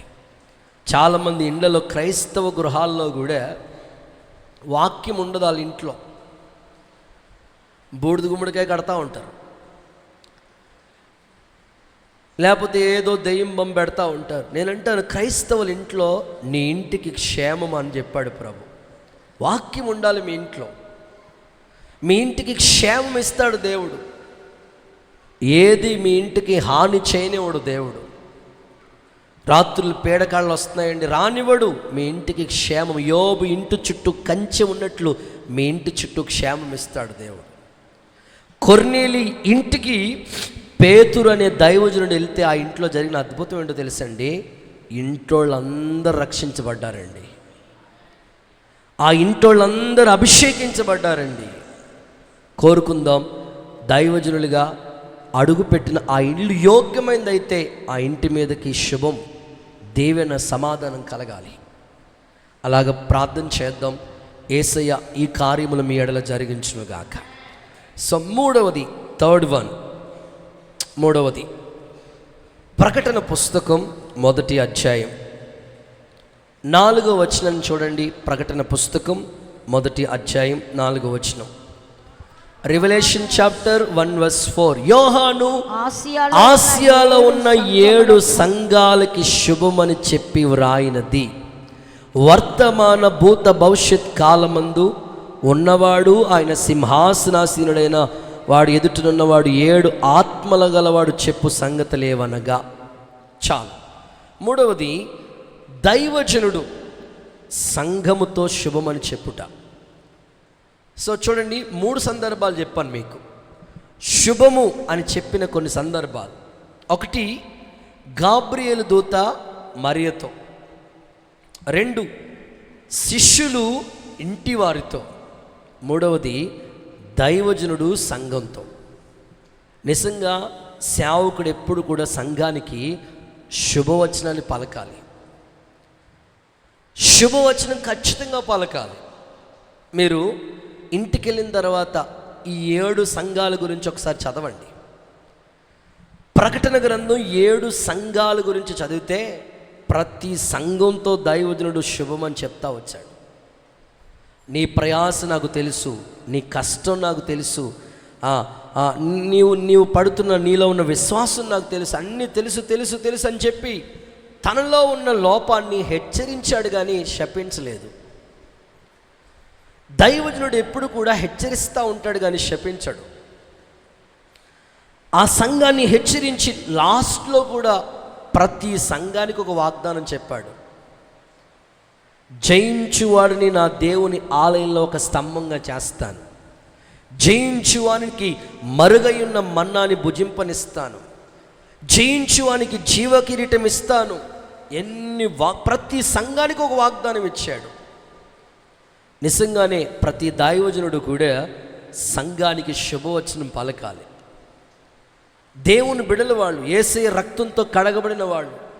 చాలా చోట్ల ఎక్కువ శాతం నేను వెళ్ళే ఆ చోట్ల వాళ్ళు చెప్పే కంప్లైంట్స్ ఏంటంటే, అనేక స్థలాలకి కొన్ని చర్చెస్ వాళ్ళు పిలుస్తూ ఉంటారు, వెళుతూ ఉంటాం, దేవుని వాక్యాన్ని అందించి వస్తూ ఉంటాం. ఎక్కువ శాతం విశ్వాసులు అక్కడక్కడ చెదిరిపోతున్న వాళ్ళు చెప్పే సంగతులు ఏమిటంటే, అయ్యగారండి మా పాస్టర్ గారు శాపనార్థాలు పెడతా ఉంటాడండి, నువ్వు ఇలా అయిపోతావు అలా అయిపోతావు, ఆ భయమే హత్తుందండి. నేను అంటానమ్మా అట్లా అనకూడదు, అలాగేమైపోదు నీకు. దైవజనుడు హెచ్చరించాలి. లోపం ఉందనుకోండి అది చెప్పి దిద్దాలి. సేవకులుగా మేము అలాగే చేస్తాం. ఏదైనా లోపం ఉంటే ఇలా కాదు ఇలా చేసుకోండి అన్నా, ఇలా కాదక్క ఇలా చేసుకోండి అని పిలిచి వాళ్ళని చెప్తాం. హెచ్చరిక చాలా అవసరం, శుభవచనం కూడా చాలా అవసరం. శాపనార్థాలు ఎప్పుడు కూడా ఏ నోట రాకూడదు, అది మంచిది కానే కాదు. సంఘాన్ని మనం ఎప్పుడు కూడా శపించకూడదు, ఎందుకంటే వాళ్ళు దేవుని సొత్తైన ప్రజలు కనుక. బిలాముతో అన్నాడు కదా, ఇజ్రాయిల్ని శపించమంటే నేను శపించడానికి ముందు అన్నాడు. శాపం వచ్చిన మన నోట రాకూడదు, శుభవచనమే పలకాలి, వారికి దీవెన వచనమే పలకాలి. ఉన్నది ఉన్నట్లుగా అలాగని గద్దించకూడదా, గద్దించాలి, దిద్దాలి, ఒక తండ్రి బాధ్యత అది. యోహాను ఈ 7 సంఘాలకి లేఖ చెప్తూ శుభవచనం పలికాడు. ఈ రాత్రి ఒక సేవకుడిగా ఇక్కడ కూర్చున్న సంఘం అంతటితో నేను చెప్తున్నాను, కోరుకుంటున్నాను, ఈ సంఘాలలో ఉన్న దీవెనలు మీ కుటుంబాల్లో ఉన్న బిడలలో, మీ వ్యక్తిత్వంలో, ప్రత్యేకంగా సంఘం అంతటికి దేవుడు శుభం కలుగునట్లుగా సహాయము చేయనుగాక. చూడండి, కొన్ని మాటలు మీకు చెప్తాను. పౌలు గారు రోమా పత్రిక రాస్తూ ప్రారంభంలోనే ఈ వచనం మాట్లాడాడు. రోమపత్రిక 1వ అధ్యాయం 2వ వచనం చదవండి. ఆ దైవజనుడు పలుకుతున్న పలుకు చూడండి ఒకసారి. రోమా సంఘానికి పత్రిక రాస్తూ 1వ అధ్యాయం 2వ వచనంలో చెప్తూ ఏమంటున్నాడు తెలుసా? పౌలు రోమాలో ఉన్న దేవుని ప్రియులందరికీ, రోమాలో ఉన్న దేవుని ప్రియులందరికీ పరిశుద్ధులుగా ఉండడానికి పిలువబడిన వారంటే సంఘం. శుభమని చెప్పి శుభమని చెప్పి రాయినది. రోమ పత్రిక, ఆయన ఏ పత్రిక రాసిన పత్రికలన్నిటిలో ప్రారంభం వచనం శుభవచనం పలికాడు, లాస్ట్లో శుభవచనంతో ముగించాడు. మెసేజ్ ప్రారంభం చూడండి, శుభవచనంతో పలుకుతాం. ఆఖరి ఎండింగ్ చూడండి, ముగింపు కూడా అందరికీ వందనాలని అవుట్ ఆఫ్ థ్యాంక్స్ చెప్పి ముగిస్తాం. సో ఖచ్చితంగా ఇది దేవుడు మనకిచ్చిన గొప్ప పద్ధతి. ఇంకా పౌలు గారు ఎంత కృతజ్ఞుడంటే, ఒక అధ్యాయంలో సంఘస్థులందరి పేర్లు గుర్తుపెట్టుకుని ఒక అధ్యాయం రాసేశాడు. అది విఐపి లిస్టు. ఒక్కొక్కరికి పేరు పేరున వందనాలు. మరియమ్మ గారికి వందనాలు, స్టాకు అనే వ్యక్తికి వందనాలు, ఆ తర్వాత ఒక్కొక్కరికి అకుల్లకు వందనాలు, ప్రిస్కిల్లాకు వందనాలు. వాళ్ళు నా జత పని వారు, వాళ్ళు నాకు ప్రాణాలైన ఇవ్వటానికి తెగించారు. ఒక్కొక్కరికి వందనాలు చెప్పాడు అసలు. సో ఖచ్చితంగా సేవకుడు సంఘానికి ఎప్పుడు కూడా శుభవచనం, సంఘాన్ని దీవిస్తూ ఉండాలి. ఇంకొక మాటలో చెప్పాలంటే, ప్రతి ఆదివారమే కావచ్చు ఆరాధనకు వచ్చే విశ్వాసులు కుటుంబాలు ఒకసారి ఆలోచిస్తే, విశ్వాసుల కుటుంబాలు ఎన్నెన్నో రకరకాల సమస్యలతో వస్తూ ఉంటారు. ఇక్కడికి వచ్చినప్పుడు వాళ్ళకి ప్రశాంతత రావాలి, దీవెన పొందుకోవాలి వాళ్ళు. అంటే యాజకుడిగా సేవకుడి యొక్క బాధ్యత ఏంటో తెలుసా?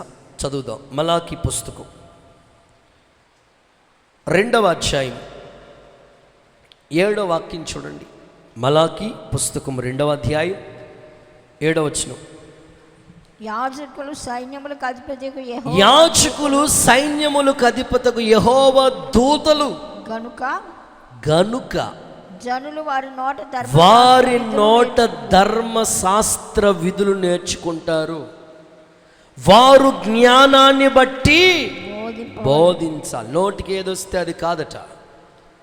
ప్రజలు వచ్చేది ఎందుకో తెలుసా? ఏది ఈరోజు దేవుడు నాతో మాట్లాడతాడు, ఏ మాట చేత దేవుడు నన్ను బలపరుస్తాడు అనే ఆశతో వస్తారంట. వాళ్ళు వచ్చినప్పుడు అక్కడ చెప్తున్నా చూడండి, జ్ఞానాన్ని బట్టి వాళ్ళకి బోధించాలి. యాజకుడు యెహోవా దూత, జనులు వారి నోట ధర్మ విధులు నేర్చుకుంటారు. నాకు తెలిసి ఈ వారం 10 రోజులు మీరు ఎన్నో విషయాలు ఒక్క వచనంలో నేర్చుకున్నారని చెప్పడంలో సందేహం లేదు అసలు. బైబిల్లో 13 మంది యోధాలు ఉన్నారని ఎప్పుడైనా మీరు ఊహించుకున్నారా? కలగన్నారా? దేవుడికి ఎన్నో విషయాలు నేర్పించాడు దేవుడు. ప్రతి దైవజనుడు నోట జ్ఞాన వచనాలు, సంగతులు వినాలని ప్రజలు వస్తారు. ఖచ్చితంగా ఇక్కడ నిలబడిన ప్రతి దైవజనుడు సంఘాన్ని దీవించాలి, జ్ఞానంతో బోధించాలి. యేసు నామములో ఇప్పటి వరకు అలాగే దేవుడు బోధిస్తూ ఉన్నాడు. ఆది అపోస్తుల బోధ దేవుడు బోధిస్తున్నాడు. ప్రతి దైవజనుడిని అలాగే దేవుడు బలపరిచి వాడుకునుగాక.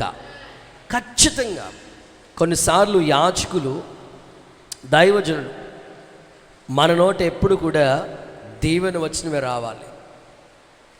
ఏలియా చూడండి ఎంత బలహీనంగా మాట్లాడుతున్నాడో.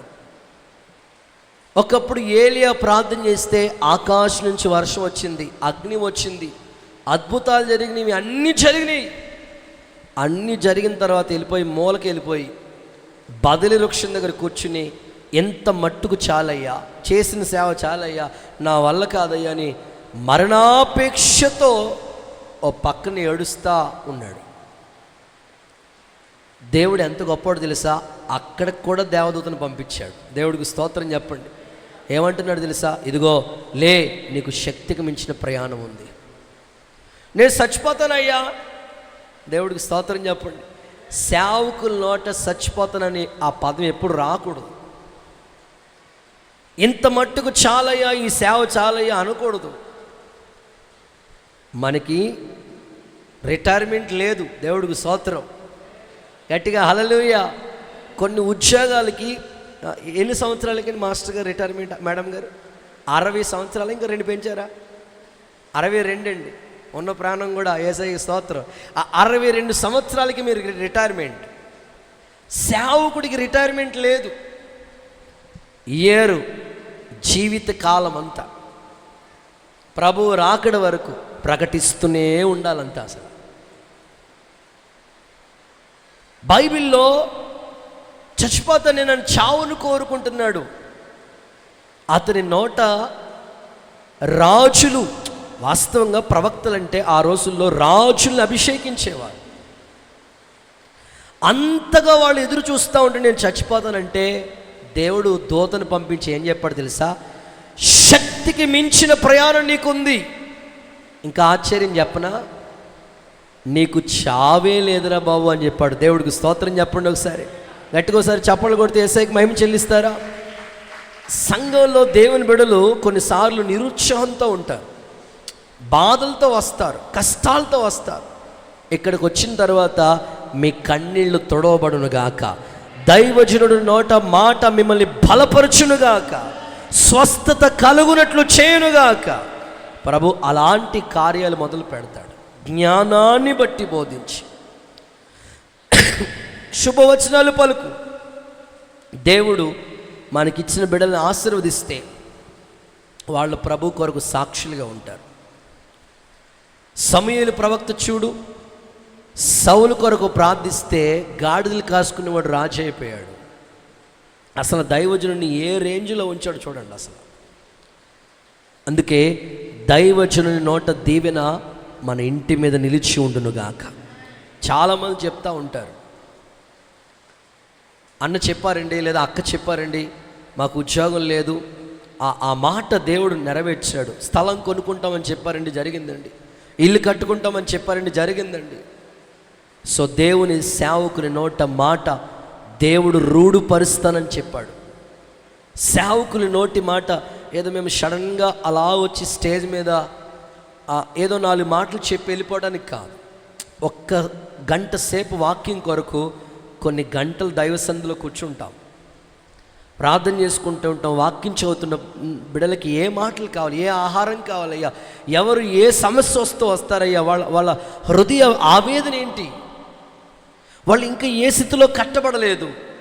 హెచ్చరించే మాటలుంటాయి, దిద్దే మాటలుంటాయి, ఆదరణ మాటలుంటాయి, ధైర్యపరిచే మాటలుంటాయి, ప్రోత్సహించే మాటలుంటాయి, వాగ్దానంతో కూడిన మాటలు ఉంటాయి. ప్రతి మాట రిసీవ్ చేసుకుని ప్రభులో మీరు స్థిరపరచబడుదురుగాక. మీరు ఒకటి దైవ సేవకులు ఈ మాట చెప్పాలి, మీరు చదవండి ఆ మాట. విశ్వాసులు కూడా ఈ మాట చెప్పాలి. 118వ కీర్తన 17వ వాక్యం. 118వ కీర్తన 17వ వాక్యం. అందరు నోట పలకాలి. మీ బైబిల్ ఓపెన్ చేసుకుని ఈ మాట అందరూ చెప్పాలి. 118 అండ్ 17 17 అందరు ఈ మాట నాతో చెప్దాం. నేను చావను. హలో అందరూ చెప్పమన్నాను. నేను చావను, సజీవుడినై యెహోవా క్రియలను వివరించెదను. ఒకసారి అందరూ చప్పలు కొడుతూ ఒకసారి యేసయ్యకి మహిమ చెప్పండి గట్టిగా. నువ్వు శుభవచనం పలుకు. నేను చావను, సజీవుడినే దేవుని కార్యాలు వివరిస్తాను. రాకడ వరకు, ప్రభు ఇచ్చిన ఆయుష్కాలం వరకు. అంతేగాని కొన్ని సమస్యలు వచ్చినప్పుడు సేవలో తట్టుకోలేకపోతున్నాను, ఎందుకు వచ్చిన బాధ, అస్సల. ఏలియా అన్ని అద్భుతాలు చేసి నేను చావు కోరుకున్నాడు. క్రైస్తవుడు చావును కోరుకోకూడదు. దేవుని కార్యాలు నేను వివరిస్తాను, అందుకొరకే దేవుడు నాకు ఆయుష్ ఇచ్చాడు, శుభవచనం పలుకుతాను. మీరు అలా కోరుకోండి, ప్రార్థన చేయండి. ఇట్టి కృప దేవుడు మీకు దయచేయునుగాక. నేను ముగిస్తున్నాను. శుభము చెప్పుట లేదా శుభము పలుకుట అనే మాట గురించి చెప్పాను. బైబిల్లో కొన్ని సందర్భాలు మీ ముందు పెట్టాను. సో శుభవచనం చెప్పిన కొన్ని సందర్భాలు, ఒక 3 విషయాలు మీకు చెప్పాను. చెప్పండి. నెంబర్ 1, గాబ్రియేలు దూత మరియతో శుభం అని చెప్పటం. 2, శిష్యులు ఇంటి వారితో శుభమని చెప్పటం. 3వది, దైవజనుడు సంఘముతో శుభమని చెప్పుట. అలాగ మనం శుభవచనాలు చెప్దాం. ఆ శుభవచనాలు దేవుడు మన ఇంట్లో, మన కుటుంబాల్లో జరిగిస్తాడు. మీ ఇండ్లలో శుభకార్యాలు ప్రభు జరిగించునుగాక. ఎదురు చూస్తున్న కార్యాలన్నీ భయపడుకు నీకు శుభము కలుగునుగాక అనే వాగ్దానం నెరవేర్చునుగాక. నీ ఉపవాసం దేవుడు అంగీకరించునుగాక. మోకరించండి, ప్రార్థన చేసుకుందాం. లేకపోతే లేచి నిలబడదాం. చాలాసేపటి నుంచి కూర్చున్నారు కదా, ఒక్కసారి 1 నిమిషం లేచి నిలబడండి. ప్రభువా, మీరిచ్చిన సందేశం కొరకు స్తోత్రమయ్యా అని పలుకు. నీ నోట జిహ్వ ఫలం, నీ నోట స్తుతి వినబడాలి. నీ నోట శుభవచనమే కానీ శాపగ్రస్తమైన వచనం ఏది నీ నోట రాకూడదు. ప్రార్థించు, ప్రార్థించు, ప్రార్థించు. స్వరమెత్తి చెప్పు. హల్లెలూయా, హల్లెలూయా. కృతజ్ఞత వచనమే, అనుకూల వచనమే, ప్రవచన వాక్కే, దీవెన వచనమే పలకాలి. హల్లెలూయా. అందరూ చేతుల పైకెత్తి స్వరమెత్తి చెప్పండి. నేను విజయాన్ని చూస్తాను, సజీవుడినే దేవుని కార్యాలు వివరిస్తాను.